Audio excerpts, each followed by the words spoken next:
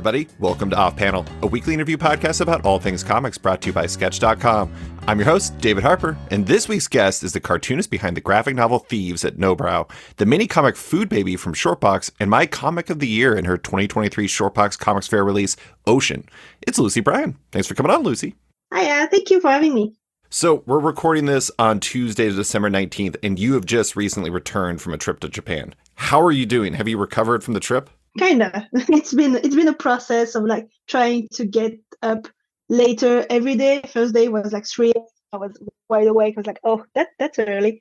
So now every day I'm trying to like get back into a more regular schedule, trying to do something with my days and not just wait to fall asleep again. So yeah, I'm getting back into it, but still like feeling kind of like in between two things, especially with like the holidays coming like next week. I'm just like, oh my God. Yeah. It's always a lot when you're traveling that far and you're going across that many time zones. But it does seem like it was a successful trip. I saw pictures of the assortment of manga and comics you bought there. And anytime you buy enough that it requires 3 separate pictures just to be able to like showcase all the stuff you got, I feel like it was a pretty successful trip, even if it wasn't intended to be a comic buying trip. For me, every trip is a comic buying trip.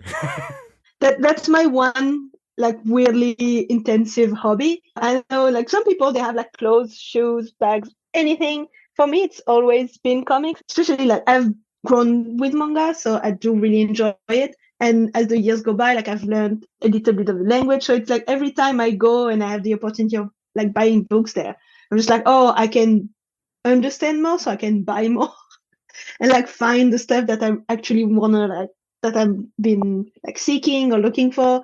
Like this time I bought a lot of doujinshi, which are like comics made by fans. They're like usually like fan comics of like Slam Dunk or like big licenses. And like I really wanted to grab some last time, but then you go to these shops and there's like floor to ceiling rows of doujinshi. Like, how do I start? And this time I was like, I know how it's organized this time. Like I can read the signs. So it was like in a way a more successful trip of me spending hours in comic shops, like just going through the rows of indie things and finding interesting things to like bring back and delve into once I'm home, so I can like make the trip last a bit longer.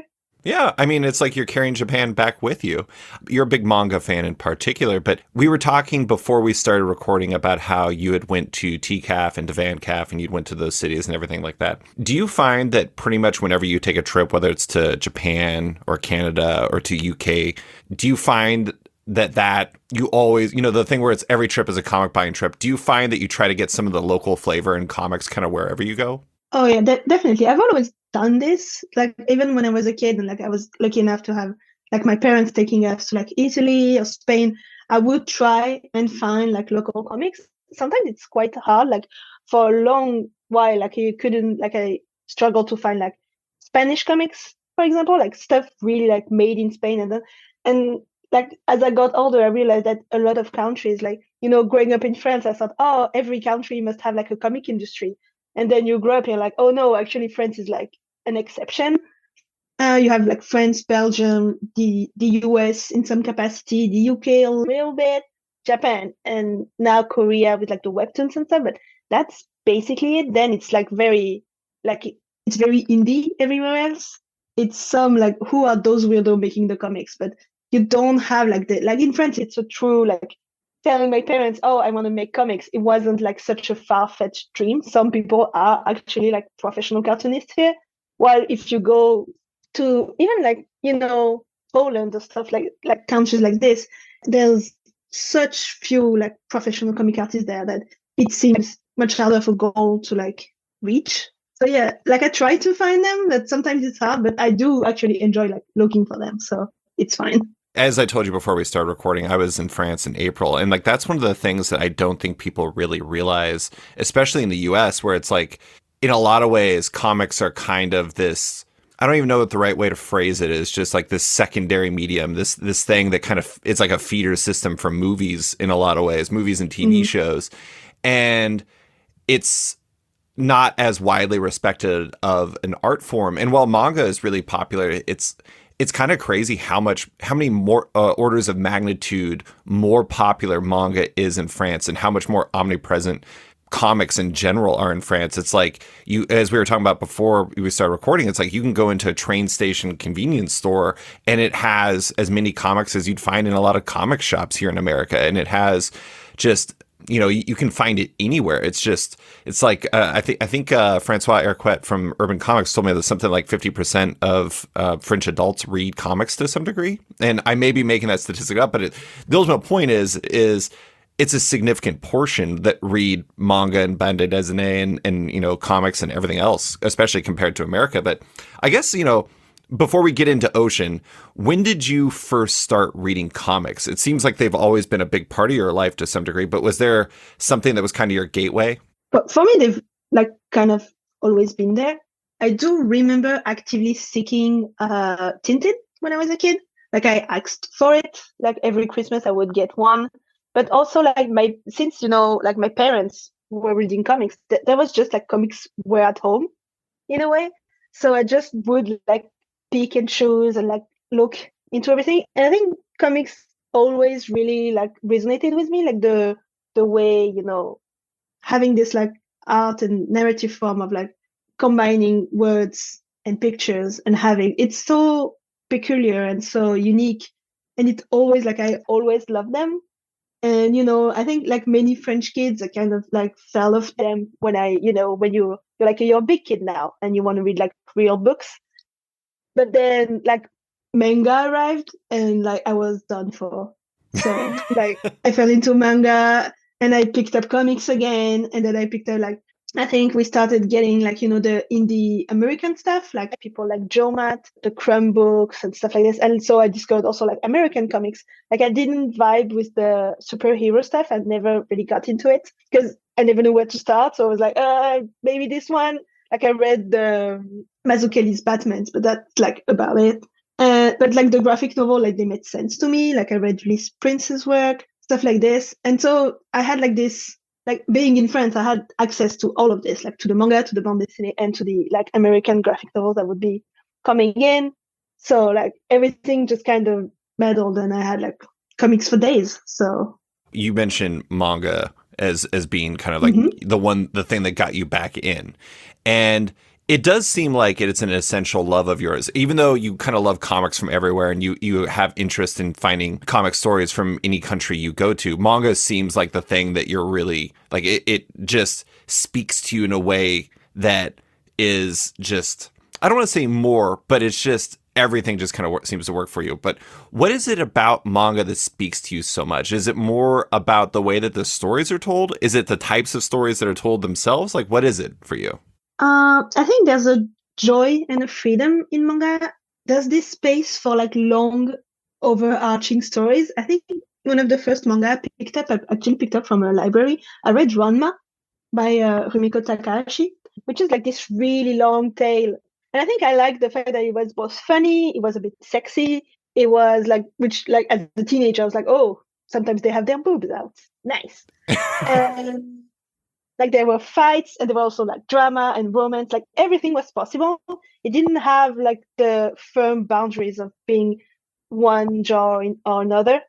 It felt really free and like celebrating the fact that it was like a comic that they could like because I was reading this really like traditional Franco-Belgian comics with like the really strict paneling, and then you read manga and everything's just so free and fun. Like the characters that just like run through the pages, and it just felt really, really novel and really exciting to read. And like as time like went by, I think found stories that really resonated with me, because manga is like it's really diverse. You can you can have your mangas for boys, like I'm doing Air quotes, like quotation marks with air quotes with my fingers. You have the mangas for boys, you have the mangas for girls, you have that. There's so many genres, and also you have like so many women making manga. When I was a kid, you didn't have that many women making comics and like bande dessinée. So it had like this, in a way, manga made like, because I think I liked writing stories, but I thought I was going to be a writer. And then I started reading manga and I was like, oh, maybe can actually be a cartoonist because there's women cartoonists. But this came from manga and not from bande dessinée, because like they just didn't exist. And like I didn't want to do kids comics, but I didn't want to do like the really like serious adult comics, like the sad men crying about women that didn't love them.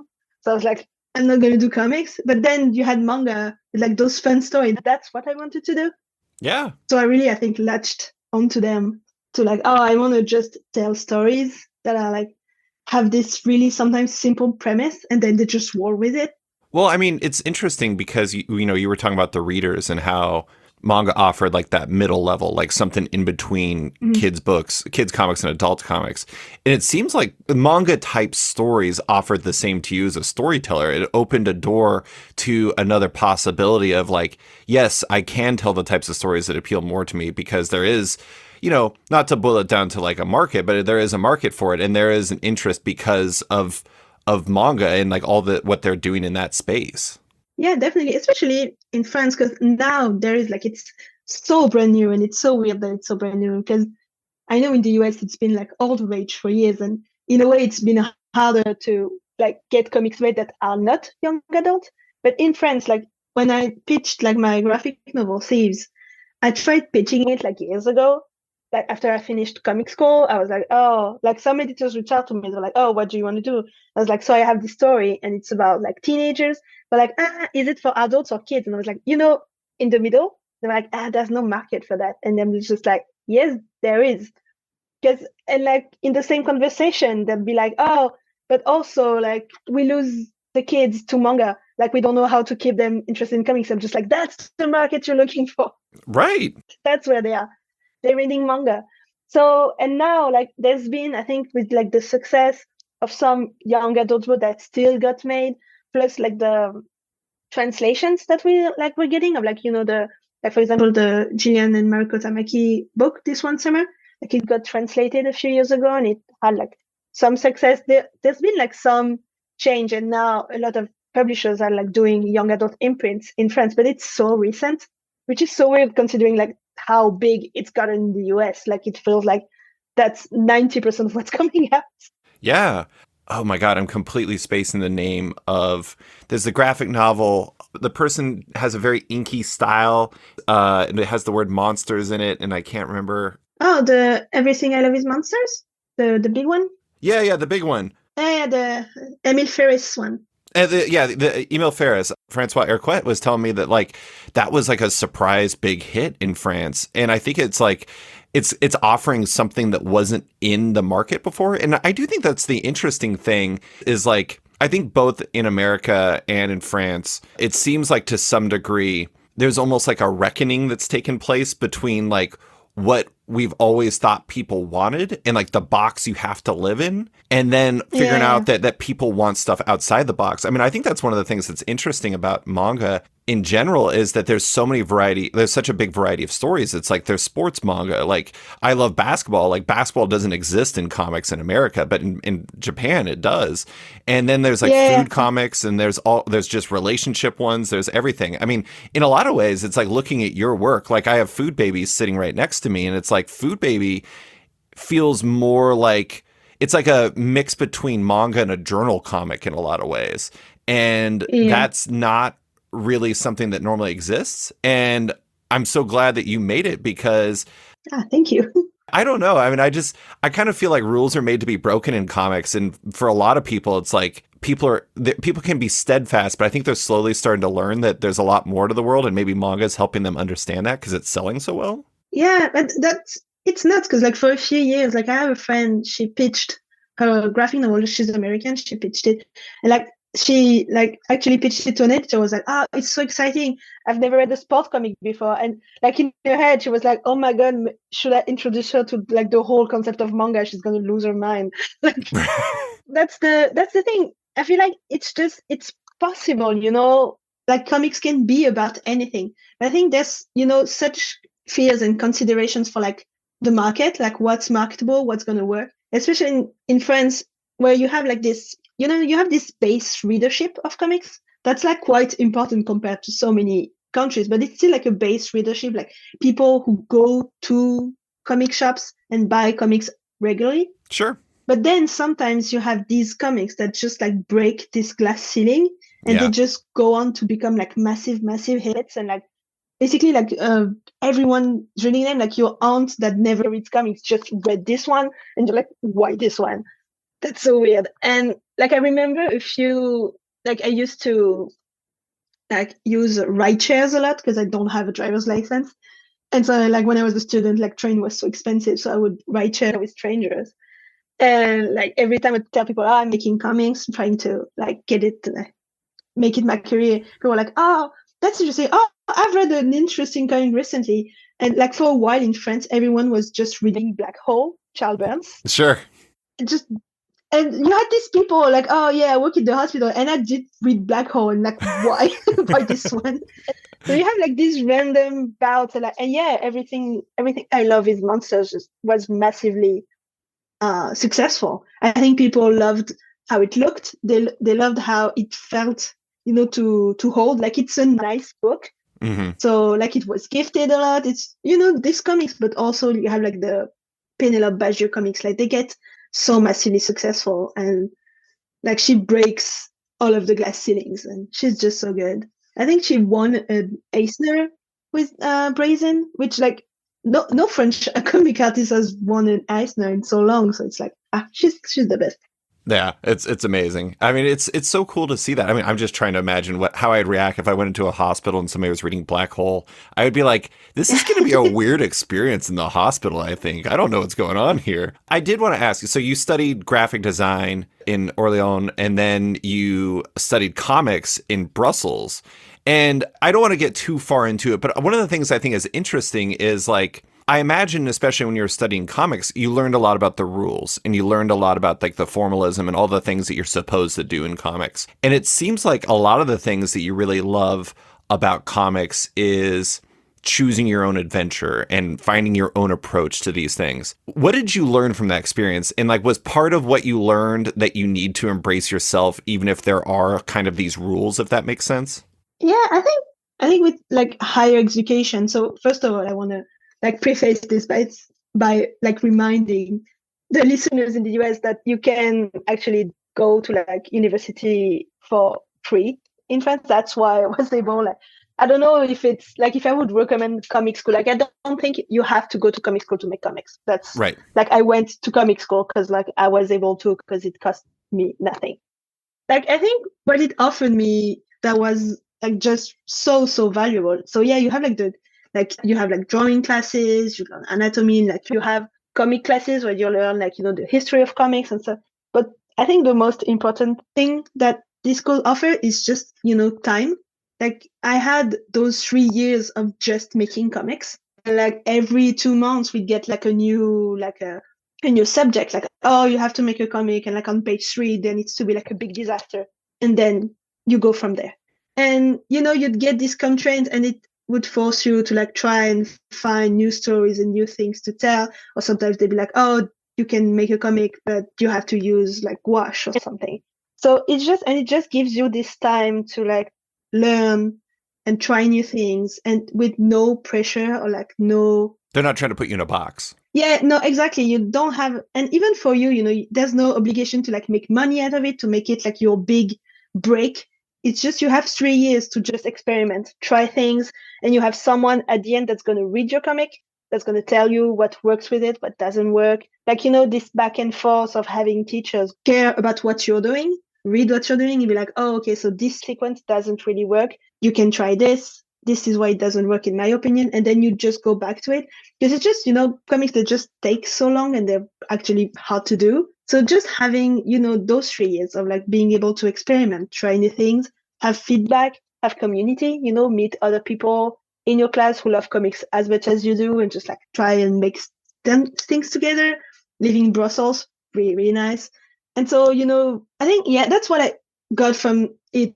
It's like when I came out of school, I was ready to work. I was like, oh, okay, now I know what I want to do, what I don't want to do. And like, I had the time to become an adult and become like in a way, become a better artist. Like, I had the time to try new things and not, and I didn't have the pressure to make something that was going to work. I could try things, fail, go back at it. And then I was out and I was like, okay. Also, just 3 years to figure out if that's actually something you want to do. Like, one of my classmates, like she was so good at comics, but after 3 years of making them, she was like, you know what? I'm done. I'm just gonna go do something else. And I was like, you know what? Bless you. Because I don't know, it's just, it's hard and it's not very like you don't earn a lot of money, so you kind of have to really, really want to do it. And now, a quick word from one of our sponsors. Looking for the right place to read digital comics? You can find it at Omnibus. Omnibus is a modern digital comic book store and reader app carrying your favorite single issues, volumes, and omnibuses, all day and date. It's just like a comic shop where you pay per book, but digital. Omnibus has even upped its game lately, as they've added a web reader in store on top of its iPad version, with iPhone and Android coming soon. Looking for an ideal digital comic store, but with an excellent shopping and reading experience? One that uses novel discovery features to help fans find their next new favorite book? And one that features many of the best comics and publishers in comics today, including publishers like Image, Boom, Dark Horse, and more? You can find all that on Omnibus. Visit the web store or download the app today at omnibus.app. And now, back to the show. I do think it's interesting hearing that versus kind of some of the stories I've heard about like American schools where people study comics. And this isn't saying that there's one right way or wrong way, but it's like sometimes some of the things I've heard from schools here is saying, doing things like where it's trying to break you down so you learn the right way to do things. And and there's a lot of value in that. You're learning the right way to, I don't know, do any number of things that you would do in comics. But it sounds like in a lot of ways, while you learned a lot of things that I'm sure were specific and formal and all these different things, it seems like they were giving you the space to find who you wanted to be within the parameters that they taught you, all the different things that they taught you. And you could just figure out what the right answer was for you from there, which is, I don't know. It would probably be imposing for some people, but I imagine for somebody like you, it seems like that would have been pretty exciting. Yeah, for me, it was, I think that's the thing. Like, I have now, like, I do signings and I have like parents coming up to me, like, my son, he wants to do comics. Should he go to art school? Which one is this one good? Like, is the one you did?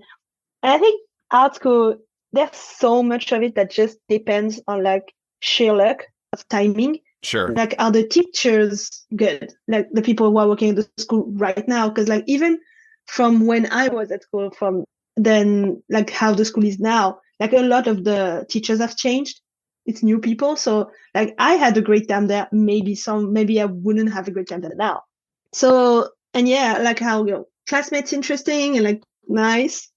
Are you basically going to have a good experience? Because I know there's like some schools in France that there are like private comic schools where they have this, like, as you said, break you to build you into something better. But like when I have those kids, like I meet them at signing sometimes. I'm like, oh, how is it? And they're like, oh, it's really hard. I'm just like, you're paying 8,000 euros for someone to yell at you that you're worthless.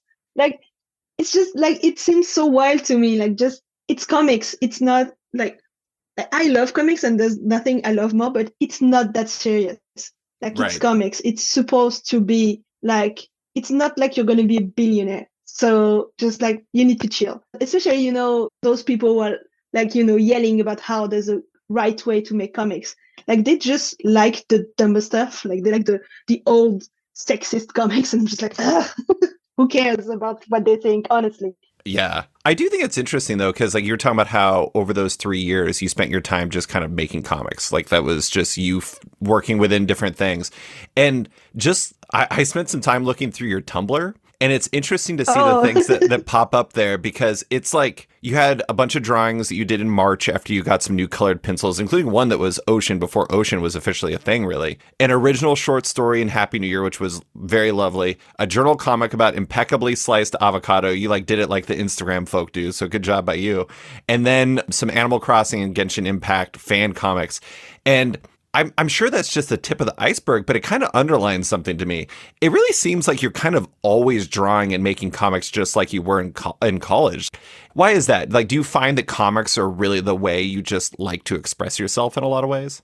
Yeah, and I think maybe in a way that's what they taught me without teaching me actually in art school, that you can make comics about anything. Yeah. And I think it's just, I do. Like, I think just comics, yeah, they're exciting to make. Like sometimes I have this idea and I'm just like, oh, I should make it like, especially, like the fan comics. I think fan comics, they're just so fun to do. Like I like to take something and make it mine and make it like funny how I like it, and then that's what's great with the internet. Just put it online, and then you can jump on to the next thing. Like the short story I did called Happy New Year. I did it because I spent like a year doing promo for my graphic novel, and I was at this point where I was like, do I actually want to make comic? It's like I would just like sign all weekend, just sleep and like do like some illustration freelance work, and then go back to signing. And I was like, I haven't made a comic in so long. So I just did this small, like very like indulgent thing of like exactly what I wanted to draw for like 3 weeks. Posted it, and I was like, yeah, actually, you know what? I actually do want to make comics. And then I started working on Ocean. Do you know who Emily Carroll is? Yeah, I do. I really love her work. I love Emily's work too. And I think that one of the things I just had her on the podcast, I don't know, like I think 6 months ago. Oh, nice. Time is a funny thing. And Emily is wonderful. But one of the things that I think is really interesting is like you look at her printed work and you'll have like one idea of her, but then you look at her website and you find all these incredible webcomics, but you also find things like this is like a highly successful, respected cartoonist. And she's like, I'm going to do a Bloodborne fan comic. And it's awesome. Yeah. And like I think that's one of the things that's really cool about comics is like if you really love if you love the medium and if you do it for yourself, you can tell stories of any variety. Like there's no limits to what you can do and the only limit is like what do you want to do and do you actually do that? And it seems like that's something that you kind of follow is like if something speaks to you, like Happy New Year or like a comic about that sliced avocado, you do it because it's something you want to express. Yeah, and also sometimes, it's just like, in a way, sometimes when I go back and look at those things, I'm just like, oh yeah, like this comic is about a sliced avocado, but also that day I had like this new brush I wanted to try out. And I was like, you know what, I'm going to do a comic about this avocado. And then you like those comics are also sometimes a way to experiment new things, find new ways to tell story. Like right now I'm working on another short story, and it's very different from like Happy New Year and Ocean. Like it's like experimenting still into like the short story format, experimenting something else. It's like, oh, I'm still doing short stories, but like how can I do it differently this time? Every time I try to, make it fun, because like comics, again, they take so long to make. You kind of want to, keep it exciting. Yeah. I mean, and I think it's really cool that you can experiment all those different ways. And it's interesting to like look at your mix of kind of published work so far, where it's like you could almost look at that as like experimentation to some degree, where it's like, like Food Baby is like, can I make a comic that's entirely about my love of food? I'm not saying that's why you did it, but it's just like, it's so great. I have to admit, I've never made the chicken nuggets, but reading it again, your chicken nuggets recipe from Food Baby, I've never made those, but I've always wanted to. And it reminded me to tell my wife that I'm going to do that. And she's like, all right, if you want to make chicken nuggets, go to town and do that. They're one of those recipes that still have like people writing to me about that. Like, oh, the chicken nuggets recipe is really good. I'm just like, it's really, really nice. I don't know why I've never made chicken nuggets before. I love chicken nuggets. But I mean, so you do that and you do that with ShortBox. And then you have Thieves, which you published originally in France, but then it came out in No Brow. And that was you writing and drawing, I think, your first full-length project before, right? That was your first one? Yeah, that was my first big one. And you'd also drawn books before. So you've kind of taken on all these different roles.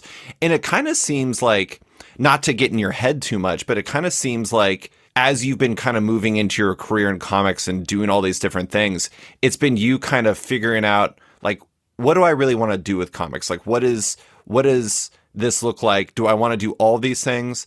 And I don't know. I mean, is that some of what you're doing, where you're just kind of experimenting and finding the right fit for yourself to some degree? In a way, I think mostly, like the comics I did draw were mostly like kids comics. So basically, I got out of school and I was hired to do illustrations for like kid publications, like small books for kids, like how to build like your own tiny home, or like with using toilet paper, stuff like this, like those like activity books. And then because I was always like pushing the cartoony.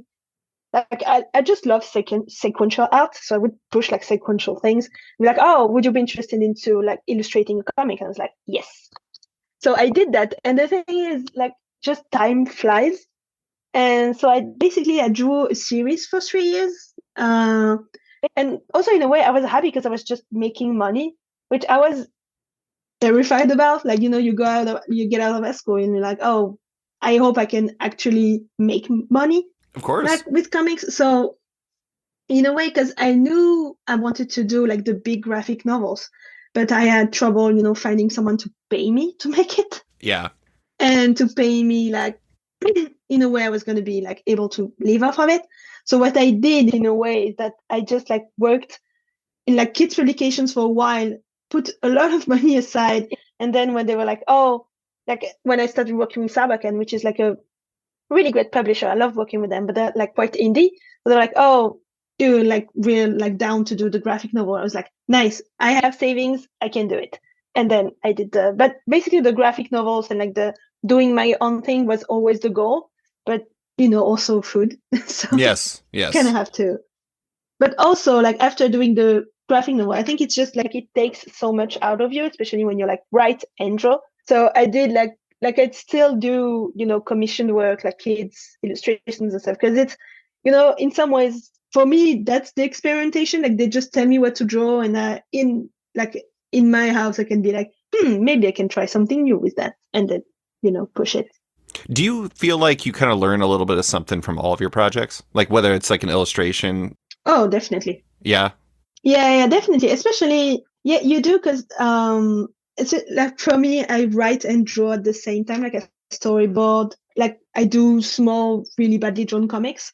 So sometimes I have like this vague idea of what I want to do, and then as I do it, I figure out so many things. Mm-hmm. So and yeah, like I don't know. I feel like doing Thieves, I learned so much about how like to make comics in a way that suited me, and now like doing Happy New Year and Ocean, the process has been like much more streamlined in a way. Now I know exactly how I like to work and how I work like my most efficiently. Well, Thieves, it was like my big, especially I think it's 220 pages. Like it's a big break. So just like the how to get to the end of something like this. And now like I'm not intimidated in a way by like the length.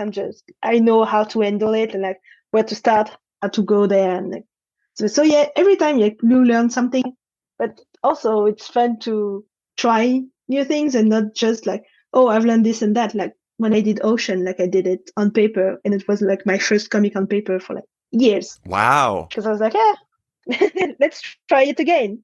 I do think it's interesting. Like I've talked to some people about how they would go to like art school and then they would take on like a big project, kind of like Thieves was for you. And it's like school, but also in some ways the graphic novel was school too, because you just learn so much from like, it's one thing to say, oh, I'm going to make my own comics. And another one to be like, I'm going to write and draw my own 220 page graphic novel, because there's so much about process you learn. And there's so much about like how you want to tell a story. And then also, I imagine, like, you're talking about doing signings and all this other promotional stuff.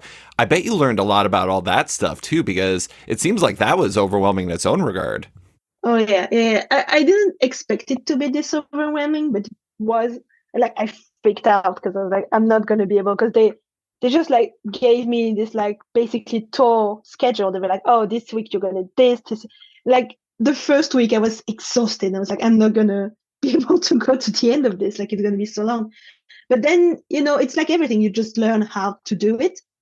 So like at the beginning, I was like, oh, doing this like very elaborate drawings and exhausting myself. And then I learned basically that I could do like the same-ish 20 drawings, like on rotation, and just enjoy being there and talking with people. Yeah. So now like I think people come to signings to get a signed book, but mostly to meet you, like to have like a small conversation. And I think that's the interesting part of it, even for me. So I just, you have like these nice drawings that I know I can do basically without thinking. And then I can talk to people, make it nicer than just me hunched over the book. Like, what name should I send it for? Not that interesting.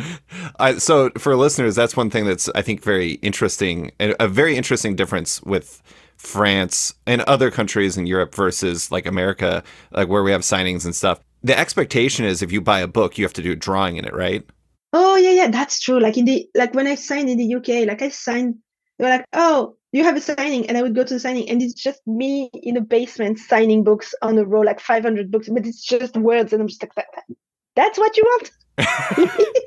I've talked to people like American cartoonists who will go to like Angoulême, and they're like putting themselves through like training camp basically so they can know like the 10 different ways to draw something so no one gets the same drawing 2 times in a row.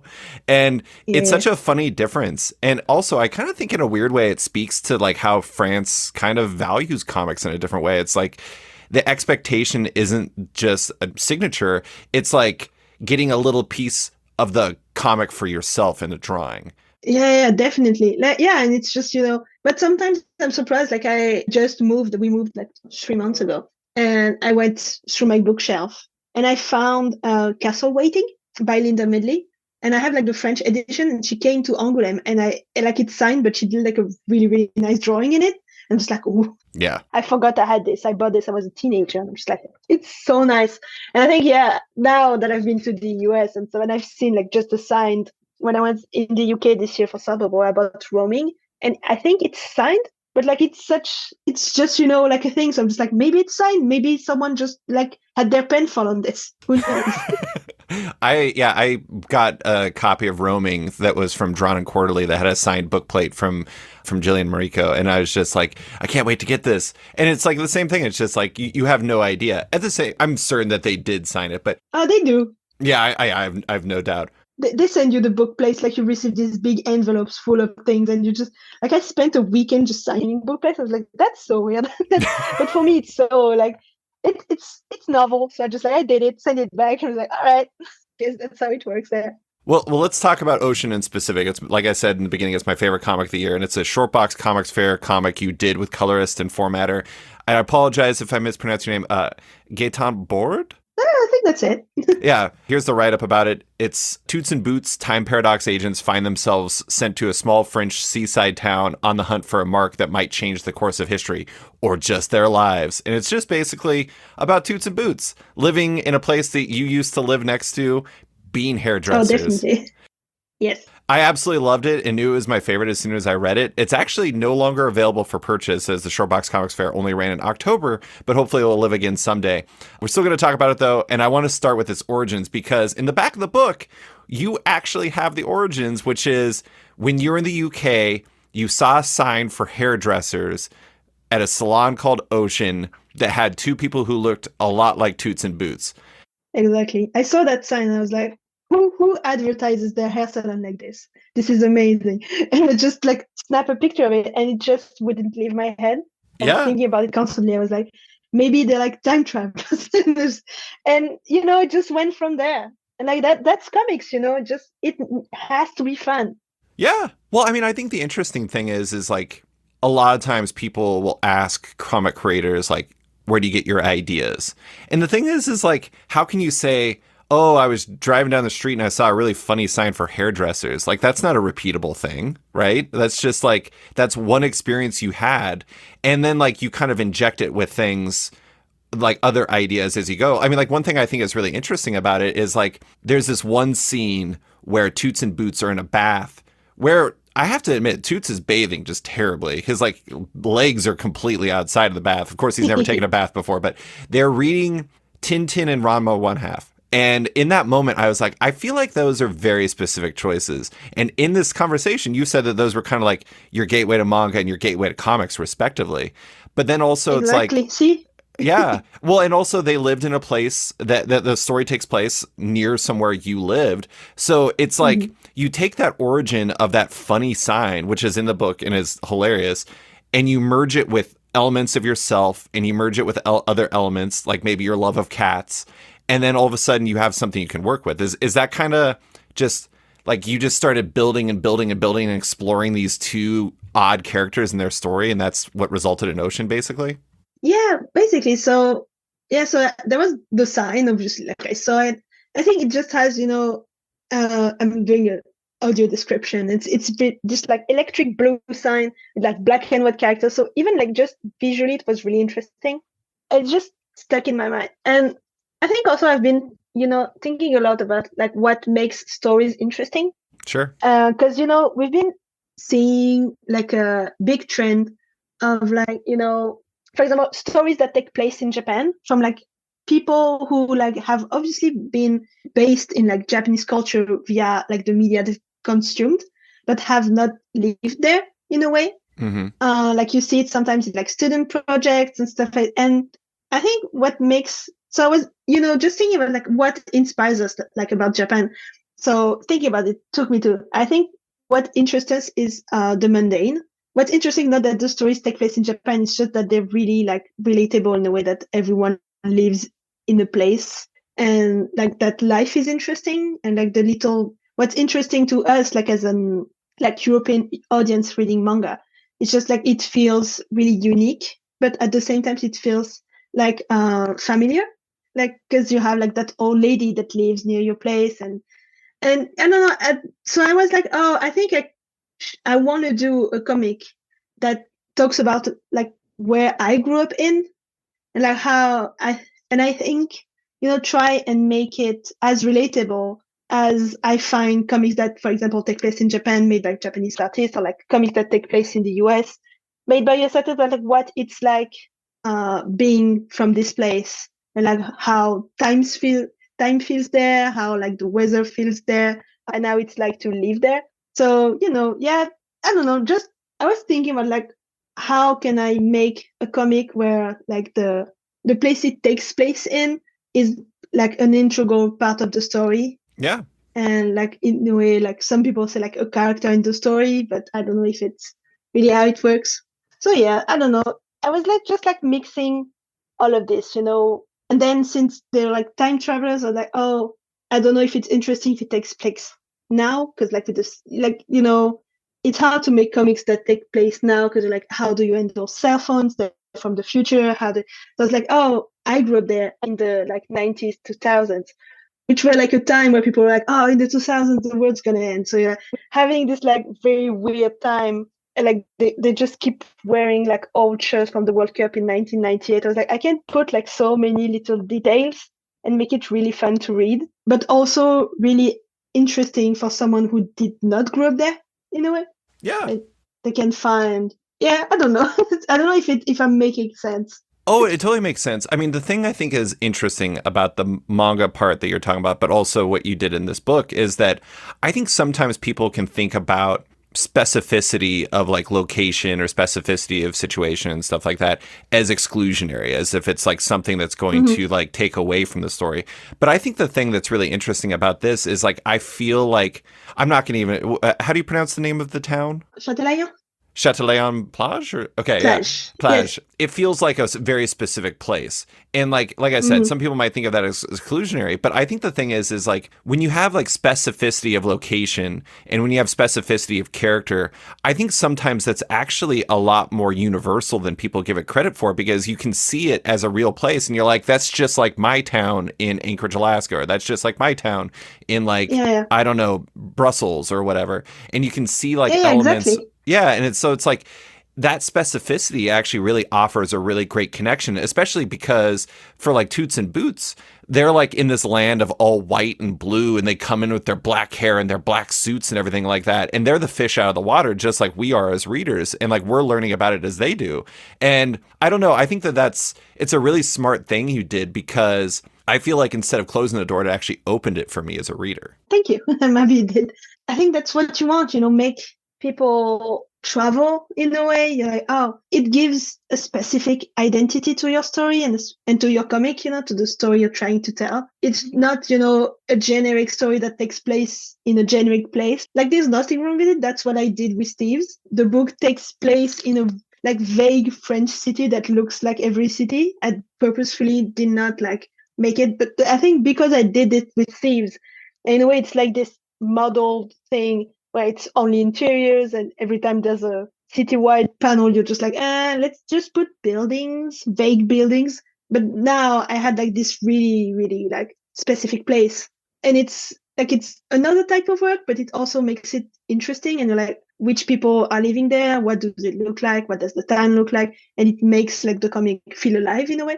Yeah. Well, it's also a huge contrast for Toots and Boots, who come from a future where, near as I can tell, everything is extremely red, which seems intense. Yeah, that's that's the thing. Like I think that's one of the first like elements I had like from the future, and where they're coming from is like basically the opposite of where they are. Mm-hmm. So try to make like the city they're in now as warm and as like weirdly shaped as possible, so that when you see where they're coming from, which is like this square red place, you're just like, ooh, not the same. Did you color it, or did you guide the colors, or color it all yourself, or is it just all Gaetan on that side? No, so basically what I had like a really precise idea of what I wanted on the first half of the comic, because it was like inspired by the sign. So I was like, this is what it's gonna look like.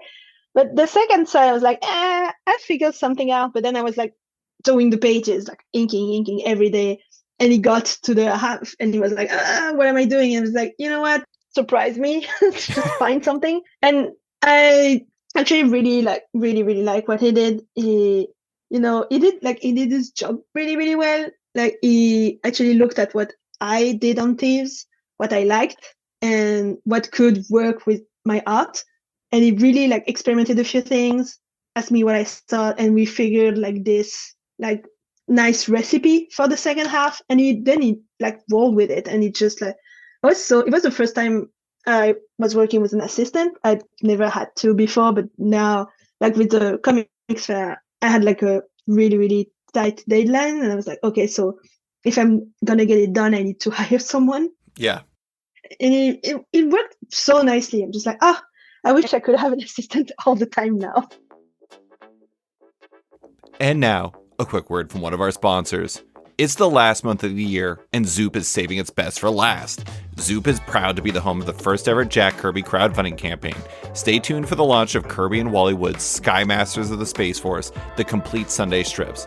Also, there's still time to support the Conan the Barbarian Colossal Edition featuring the art of John Buscema, Gil Kane, Barry Windsor Smith, and other legends.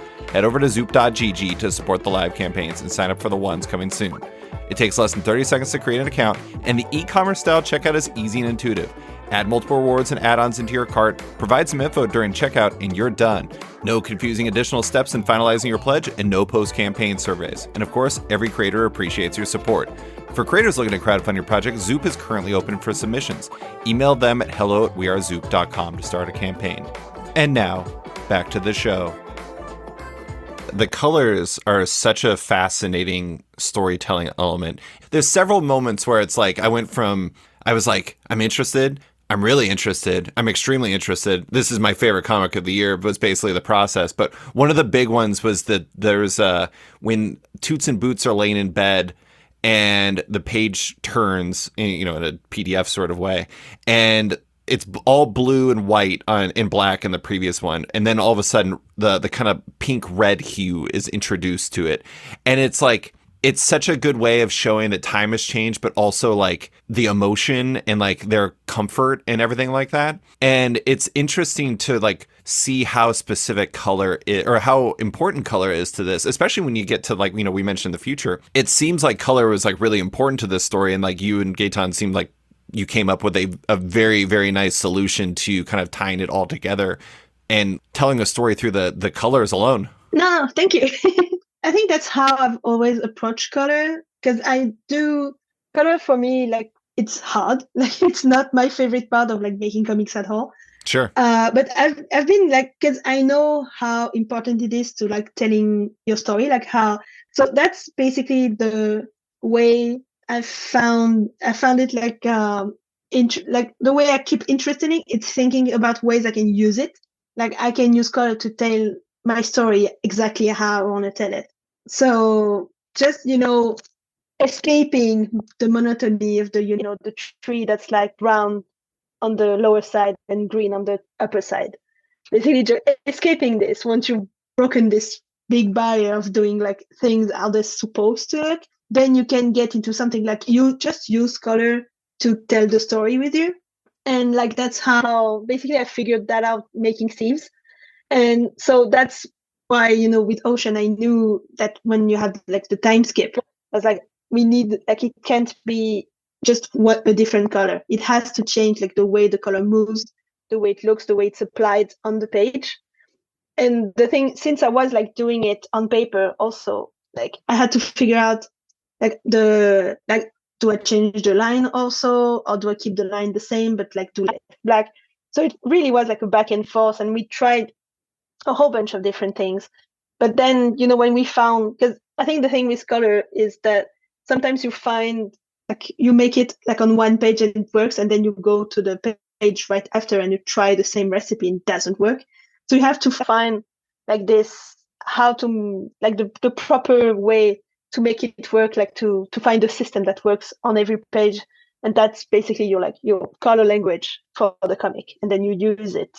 Yeah. And yeah, just use it to evoke a feeling, like show time has passed. Like it's such an interesting tool, and it makes the comic look really pretty. I do think it's interesting. You do a lot of like really interesting kind of formalist stuff in here, where it's just like I don't know, there's like interesting things like there's kind of like a dot texture you add for like kind of shadows, but also it kind of is much more present in the blue parts, and it's a lot less common in like the latter half. But then there's other things like one thing, it's really simple, but it's such a smart choice. And maybe this is actually the type of paper you did it on. But when you were doing Toots's, so for listeners, Toots and Boots are time travelers and they're stuck in the past. And until they return, they're keeping a log of their experience in the past. And the log that you actually do is in a journal that Toots is tracking. And you actually use lined paper to draw those parts and to tell that story. And like little choices like that are little things that like, when you look at it, like some readers might not even like internalize that they're seeing a different type of paper. It's just like something that's happening. But it's such a smart thing because it really clearly delineates sections just like color does. Do you go into a project like this knowing you want to try different things, or is this just about finding the right solution for the right problem? I think it's a mix of both. Like it's sometimes like so basically, especially since as I said, like I write as I draw and I draw as I write. So it's just like this very like messy process of like putting everything together. So I knew where the story was going and I knew how I wanted to tell it. Sometimes I was like, oh, so basically I have this time skip, but I also want to tell little stories of like the time they've spent here so far. So it's like, do I do flashbacks? But flashbacks, they can be like quite repetitive and how do I make flashbacks interesting? And then you have and also what's Toots doing? Because I had like the whole Boots, because she's like the red thread through the story. And I was like, what's Toots doing all this time? And I was like, oh, you know what? He's journaling, because like that's who he is. And so Toots is journaling, and it's like, oh, I can use the journals, and I can use the journals in an interesting way and make them part of the story. And it's just stuff like that of thinking of always, thinking about the fact that I'm making a comic. I'm not writing a script. I'm not illustrating a book. Like comics, they are such a peculiar language where everything works together. Like you can use visuals to enhance like the way you're telling your story. You're using your art to enhance like the words. You're using the words to enhance the art. Like everything has to work together. And if you figure out how to make all of the pieces fit together, then it flows really, really nicely. Yeah. And that's basically what I'm always like trying, like reaching for, like the perfect comic flow. And like I think the journal pages is just me trying to achieve this. Like the fact, what you want, I think, is you never want the reader to be lost, like to ask themselves where they're at in the story or what's happening. So it's like, how do I keep them interested? And how do I make it interesting and stimulating for them? I want them to want to like go to the next page and see where the story is going. Well, and also there's like really little things that you'll do that helps like bring us into the story. And like another thing that you did that I thought was really smart is in the beginning of the story when Boots asks like, where and when are we? And they're walking down the street and there's like basically their device is like reading out something to them about where they're at. And I looked at it and I was like, that looks exactly like Wikipedia. And then when I was reading it, I actually minimized it and I looked up, Châtelet en Plage on Wikipedia, and sure enough, it is the exact Wikipedia entry for that. Page. And like you incorporate it in a way that looks like it's coming from the device, but it also looks like Wikipedia. So it's just like there's just so many levels to it, and it's so smart. And I love little things like that. There's like all these little things in there like that I thought were fantastic. So good job by you, Lucie. Thank you. I'm glad when it's interesting when you do comics, because you do stuff like this and you like maybe one person will notice. Then it's like, hey. There's a lot of things that I do that just, for me, it makes me laugh. So I'm just like, it's Also, the cat is a superstar. There's this like one scene where the yeah. cat, when they turn around and they're looking at the sun in the beginning of the book, and the face the cat makes as he's staring out and just sunning himself. Oh, it's so perfect. But I did want to ask about Toots and Boots. So you have this blank slate. You have these two strange people that you saw on this ocean coiffure sign in the UK. How did they become these two people, these time paradox agents who get stuck in time? I think I wanted them to be like really different, but also really, really close. So you have like Boots, who's like small and mean, and you have Toots, who's like lean and nice. That's basically, the dynamic. So what I do usually when I look for characters is that I sketch them a whole bunch, like traits, like different expressions, and I find little things as I do. Like I do, all of a sudden I'm gonna draw Toots with long hair. I'm just like, oh, that works, and stuff like that. And then just try and figure them out. And I think, just writing a dynamic of two characters, when you write two characters together, you write how they interact and how they live together. And I think what I wanted it to be like this very platonic but tender relationships. Mm-hmm. Because like I think it would have been like, I'm not gonna spoil the ending, but like figuring out the ending helped me write them from the beginning. Sure. Like figuring out the choices that they make at the end and who they are at the end. Because it could have gone like, I wrote in a way many endings in my head. I was like, it could go this way, it could go that way, and it could go. And the choice they make at the end defines who they are from the beginning and the relationship they have.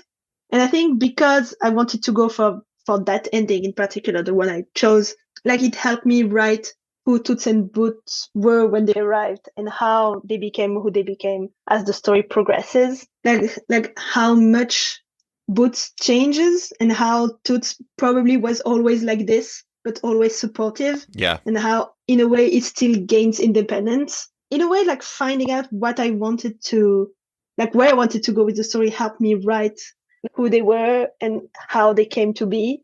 And just, yeah. And after that, it was like, having fun. I do like really enjoy trying to write interesting, like delicate male characters, because I think there aren't many. Sure. Writing like a character like Toots is always like a delight for me, because that's the kind of character I really enjoy reading and writing. And then Boots, she's just like so fun to draw, and I do like angry little women, and that's my I just think she's great. She's fun to draw. She's fun to like. I did love writing both of them, and I hope I have like an opportunity to write more about them. Like I kind of want maybe like revisit them in a few years, because like when I ended Thieves, I was done with it. Like Toots and Boots, it's kind of an open ending, and I was like, maybe 1 year. I have to admit, I was really pulling for that when I got to the ending, and I was just like, there's an opportunity here if Lucie wants it. And I want it. I know that. But I do think it's funny, though. Like we talked earlier about kind of expectations and like how comics should be this or comics should be that. And like you finding the space where it's like you can find the story you really want. I like what you do with the characters in that regard, because it's like if you look at those characters, you have this expectation. I mean, at one point there's there's an older gentleman who owns a hair salon, and he's like, "Can your friend carry me up the stairs, maybe?" And he's thinking of this giant man who is walking up towards him because Boots is talking to him, and instead, Boots, this small character who is like basically the same height as him, picks him up with ease. And there's all these things you do where you kind of play with expectations. Like you were saying, kind of like Toots is more sensitive and just more like he's like on board with being there from the beginning. You're always kind of playing with what we think these characters will be based off of their look. And I really love that. Also, you draw really good hair. So good job by you doing a book about a hair salon. I wish I could pull off Toots' hair when he has that really long hair. It looks very nice. It does look nice. But yeah, and I think it's just, seeing the sign, you have like doing time travelers, you have, like all these classic science fiction stories. You have like the Men in Black and stuff, all these like classic archetypes of like a duo. And like taking all of these archetypes and just bending them and making them mine was what was really fun. like having like the muscle and the brain, but having them being reversed in a way. Like Toots is the one that's like journaling and like logging everything they're doing. That makes them like interesting and novel to like write and draw. I kind of feel like my wife and I's relationship is almost like Toots and Boots, where she's like the badass and she's a lot shorter, and I'm like tall and people think I should be imposing, but I'm really like the one who's always writing stuff. We're very similar, except for she's not obsessed with easy writer like Boots is. But I know this is kind of an easy comp, but like all this stuff, like the specificity of location and like the kind of flipping character expectations, and even kind of like the tall short combination. When I was reading it, I was like, this feels very Miyazaki in a very good way. And like, I don't know if that's necessarily something you think of. And I know you have a lot more interest than just like Hayao Miyazaki and Studio Ghibli and stuff like that. But at the same time, it's like, I don't know if I can give a much bigger compliment than this feels as lived in as a Hayao Miyazaki story, but this feels as lived in as a Hayao Miyazaki story. Thank you. For a while, I got like really like a lot of artists that are like this, I know, because we talk about it like between ourselves, like how and sometimes, you know, you post thing online, like a nice drawing, and someone's like, oh, this reminds me of this and that. And you're like, I'm trying to do my thing. That's the thing. Like we all like consume media. Yeah. So of course, like, and in a way, like, because I've talked about it with like people who don't do art, and they're like, oh, like if I say that to an artist, it's just me saying, I love this thing and I love your thing. So like, that makes sense, you know. And so now like I get why, especially like Miyazaki, who doesn't want to be like, thank you. And that's big. Like it's always nice to like, because I love Miyazaki movies. Like, they're incredible. So like if people like find a connection, I'm just like honored, you know. Yeah, I definitely don't want to insinuate that it feels like your no, this is fully your thing. And that's one thing I really love about your work is like when I read Food Baby, I was like, there's literally no one else who could have made this comic in the best of ways. And it's funny like reading that, especially in the opening part where you're like sharing your journey to like actually being able to smell and then really properly taste food. It's just like, it's such a singular thing that you did. I did actually want to ask like just a few more questions before we go. You know, for Ocean, you said you did this traditionally, right? Yes. So I'm curious as to your process, because you've described your first comic making step as storyboarding, which is mostly something that I kind of associate with like animation. Is your storyboarding phase of your process, is that mostly you just laying out the story and kind of figuring out what the panels will be, what the pages will be and everything like that? Or what is that process like? Yeah. So basically for me, like the way, so like if I have an idea, I'm just going to like write an outline. And then it's like, you know, like a movie that plays in your head, but like over and over again until I figure it out. Then like the storyboarding is going to be like this big, you know, A4 like digital file. And it's just, yeah, squares, dialogues, where the characters are somehow, like how like the action's going to flow. And I try to outline the whole thing just so basically me and my editor can read it. Mm-hmm. So that's just, I read it, send it to my editor, and just like, okay, because at the beginning I was trying to do like this really detailed thing, and it was like, you need to be able to go back into it and erase everything without crying, so just do like squares. Something really, really easy. So it's just like outlining how the dialogue is gonna flow, just like where the character is, where the like what's in the panel, basically, like what image is gonna look like, something like this. So just like figure out how it's gonna flow, see if it does flow.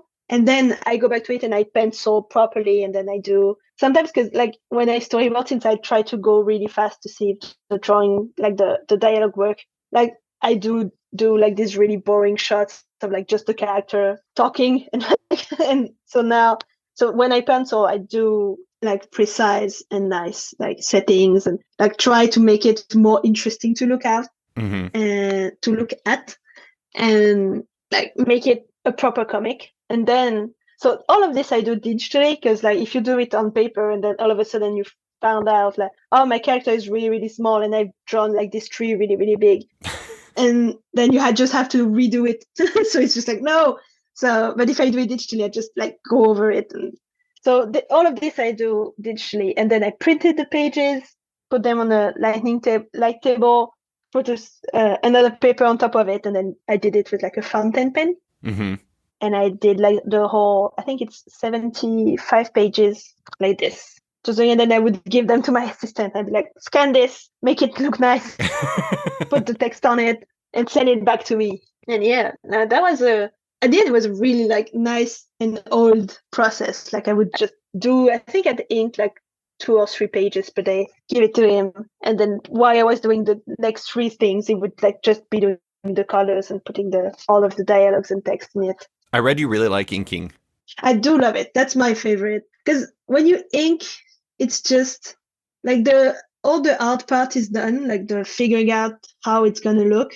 But also like I don't pencil that much. I'm a really, really lazy penciler because I don't like doing the same thing twice. Yeah. So it's just like if I pencil really, really nicely, then I have to do the same drawing again. So it's just like I do like this really, really light penciling. Then inking is just like that's drawing. That's the best part. Just going over it. And sometimes you just find the drawing at that exact moment. And so yeah, especially like inking traditionally, because while you can always like redo or use whiteout, which I did like profusely, but not that much. Not you can't have the same level of like preciousness that you have with digital inking when you can just like do it over and over and over again and make the drawing exactly how you want it to be. But also in the end, sometimes it looks like this weird like Franken drawing of like one eye and the other one you've like flipped because it didn't look that good.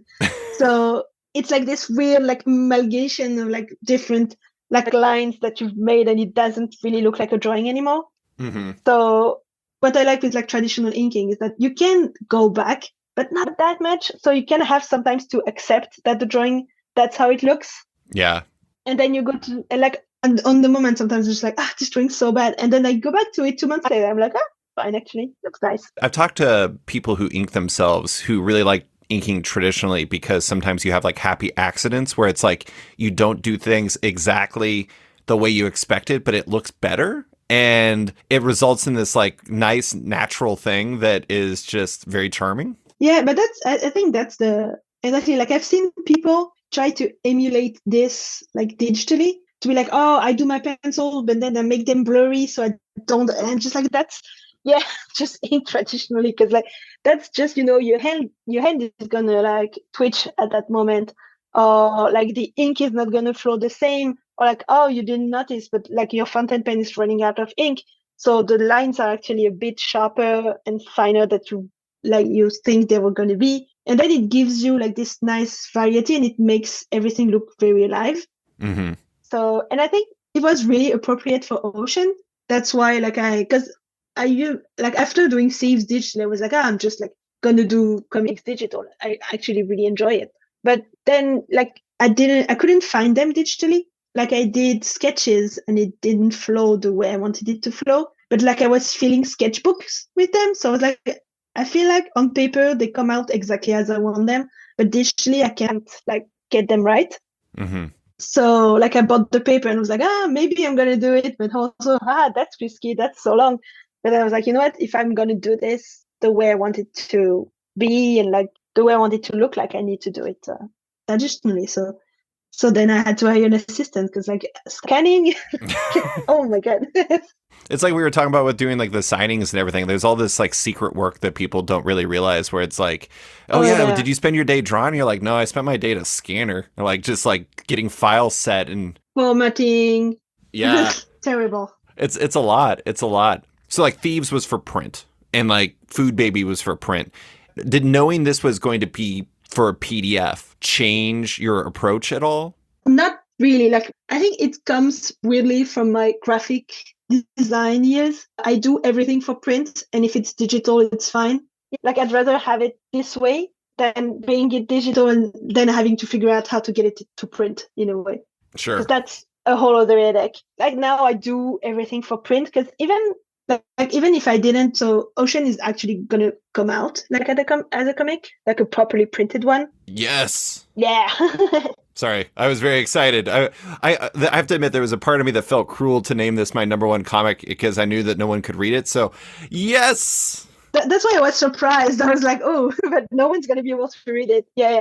So basically, I'm doing a short story collection. So I'm doing a Happy New Year, Ocean, and the short story I'm working on right now. And it's going to be like a nice little brick. Yes. I think I always work for print because even if it was not happening this way, like I know how to get things printed. Like I know how to like make a book, make a PDF, send it to print and have it come out exactly the way I wanted. So I think even for me, I would have been like, oh, I think I want it to exist and like be a nice little comic. So even if it wasn't coming out with my publisher, I think I would have printed it myself. So yeah, there was always this, oh, I'm going to print this, like I'm going to make this a book in the end. So, but I think also I'd like to try and make like a digital comic that's only digital, like really try and play with the medium. Because I've read and seen, you were talking about like Emily Carroll earlier, and she did like the craziest, like she's so good at digital comics. Yeah. Of like having them flow and work so nicely. So yeah, I want to try one day. Yeah, I'm still in this thing where I'm like, I want to make books. Yeah. It's interesting to see sometimes when people kind of embrace digital as a format. Somebody like Emily or like Boulay, like seeing what they do with like the with digital, and you're just like, I have never seen this before. I didn't even know that was possible. But the main reason why I was wondering is just because, like, I mentioned that page that the page where it's like their Toots and Boots are in bed and it's all blue and white, and then the next one has that pinkish hue to it. It's like my print comic brain thinks of that as a page turn. Like where it's like you're actually flipping the page, and then like that hits better. But I was just like, I wonder if that was like something that impacts how you think of the comic itself. But the last thing I want to ask, we've already kind of talked about what's next for you because you're working on a short comic, but I want to talk about that to some degree. You've seemed to have a lot of success embracing the stories you want to tell and kind of finding your own path.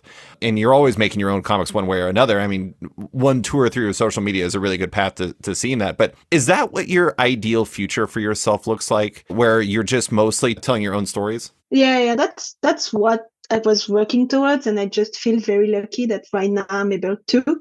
So I'm just like enjoying it for as long as I can. Sure. Like hopefully it's just gonna it's gonna continue. I don't know, maybe what I would like to maybe one day try and do would be to edit and like maybe like work for a publishing house or like a publisher and like try and be an editor. Even like work like like I really love manga, like try and like go to Japan and find interesting titles and get them published in France, like get them translated, stuff like this, because I do really love comics. I think working in comics and in books in any case, like just as long as I can tell but like also I'm always like saying this like, oh, I'm happy I get to do my own stuff, but then sometimes like I get really nice like commission work for kids and I'm just like, oh, maybe this is what I want to do. But I think in the end what I want to do is just like do my own comics for as long as I want and can, because it's just like I think what I have right now, like I feel really lucky that I have made a comic that had like some form of success, which means that people are interested in what I'm doing and they're looking to read more. So in a way, like I just having people's attention is really precious.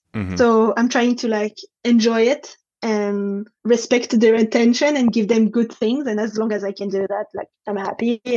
But I think also it's fine. Like if one day, like I've told every story I have to tell, or like somehow I get like very, very outdated and I'm just like, I don't want to be, one of those old cartoonists like, that was better before. Like just maybe one day I'll just go on the other side and just publish like nice new voices. Yeah. For now, I'm just like, I'm happy to be able to like tell the story I want to tell. And also like I have a lot of friends who work like in animation, stuff like that. So maybe one day I'll have like an opportunity to try my hand at this. I don't know. We'll see. But for now, like I just want to make comics and I'm lucky enough that I get to and like spend all day doing my own things. And then we'll see. But hopefully this continues for a while because I really enjoy it. Well, I enjoy it too. I can tell you that much. But Lucie, that is all I have for you. Thank you so much for coming on to talk about Ocean, your career, and everything else. I really appreciate you taking the time. Thank you for having me.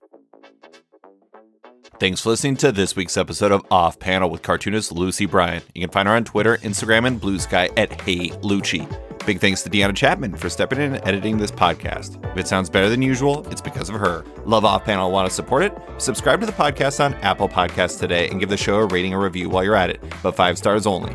You can also support the show by backing it on Patreon. Find the show at patreon.com/offpanel, and when you back it on there, you get early access to each week's podcast as well as weekly content and more. Want even more? Subscribe to my subscription comic site Sketched at sketch.com for long-form articles, interviews, and the rest of the site's content.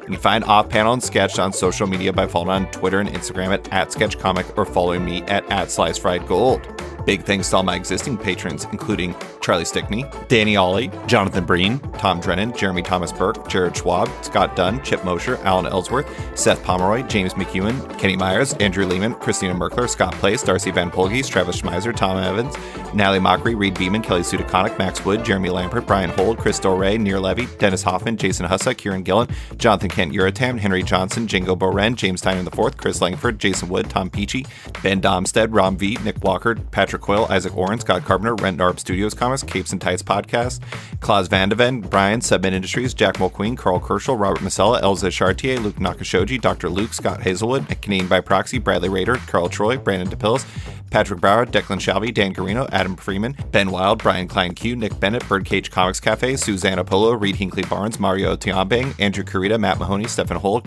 Philip Myra, Chris Pachalo, Torrin Grunbeck, Fuzz Bubbles, Christopher Todd, Transmitter Down, Waltz Comics and Books, Akil Wilson, Alex Dimitriopoulos, Terry Dodson, Wesley Gift, Sean Kirkham, Julio Anta, Brett A. Schmidt, Jason Goodmanson, Paul Ranwat, Vita Ayala, Akil, Philip Seavey, Al Ewing, Ryan Alcock, David Kelly, Nick Polito, Matthew Groom, Jason Massey, Adam Bogart, Matthew Taylor, Nick Patera, Jacob Sorelli, Ford Gilmore, Dave Baraldi, Nick Hall, Bjorn Basin, John Hendricks, Steve Anderson, Ian Maxfield, Cliff Chang, Colin McMahon, Scott McGovern, Nathan Fairbairn, Adam Highfill, Fiona Staples, Mark Abnett, Michael Shirley, Tom Barnett, Jim Demonakos, Norbert, Nick Lowe, James Kaplan, and Mission Comic Star in San Francisco. You guys are all the best.